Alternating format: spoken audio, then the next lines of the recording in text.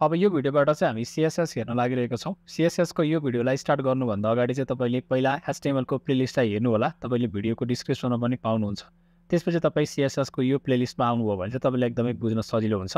सबभन्दा पहिला CSS को फुल फर्म के हो र यसलाई हामी किन प्रयोग गर्छौँ यो हेरौँ है त।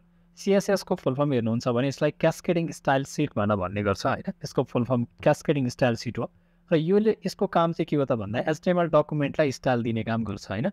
HTML डकुमेन्ट भनेको के हो त भन्दा एउटा हामीले HTML को काम के हो, कुनै पनि वेब पेजलाई डिजाइन मात्रै गर्ने काम हैन, त्यसको स्ट्रक्चर मात्रै दिने काम गर्थ्यो भने त्यसलाई अब ब्युटिफिकेसन गर्ने काम, त्यसलाई चाहिँ तपाईको एट्र्याक्टिभ बनाउने काम चाहिँ हामी CSS को थ्रुबाट गर्न सक्छौँ हैन। अब यो भन्दा पछाडि तपाईले किन CSS चाहियो त भन्दाखेरि सिम्पल हामीले एउटा वेब पेजलाई स्टाइल गर्न सक्छौँ।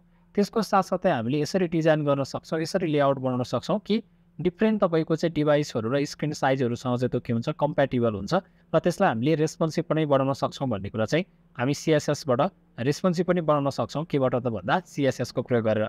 र यो भन्दा पछाडि तपाईले CSS को सिन्ट्याक्सलाई हेर्नुभयो भने चाहिँ यहाँनिर तपाईले p देख्नुहुन्छ। p मा मैले कुनै p भनेको मेरो के एउटा HTML को एलिमेन्ट भयो र त्यसपछि मैले कलर रेड गरेर यसरी दिन सके। यदि तपाईले यो p भनेको चाहिँ यसलाई एलिमेन्ट भन्दा नि यो सेलेक्टर भन्छ p लाई हैन। त्यसको साथै यसको कलर भनेको प्रपर्टी भयो र त्यसपछि रेड भनेको भ्यालु भयो। यो भनेको CSS को हामीले जहिले पनि CSS स्टाइल दिँदाखेरि चाहिँ के गर्न सक्छौँ भन्दा कलर प्रपर्टी र भ्यालु गरेर दुईटा भ्यालु बसिरहेको हुन्छ र यो कलर र रेड भन्दा पुरैलाई हेर्नु पर्यो भने यसलाई चाहिँ हामी डिक्लेरेसन भन्छौँ र एउटा भन्दा बढी डिक्लेरेसन पनि राख्न सक्छौँ। बाँकी चाहिँ हामी अरु CSS को भिडियोजहरुमा बाँकी टपिक्सहरुको बारेमा हेर्नेछौँ हैन।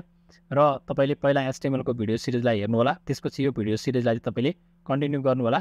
हामीले जसरी HTML मा सेलेक्टिभ टपिकहरु मात्रै बनाएको छौँ, CSS मा पनि सेलेक्टिभ टपिकहरु बनाउँछौँ र हाम्रो फुल स्ट्याकको कोर्सलाई चाहिँ हामी चाँडो भन्दा चाँडो यतापट्टि फ्रन्ट एन्ड पार्ट सकेर हामी ब्याक एन्डमा जान्छौँ है त। धन्यवाद।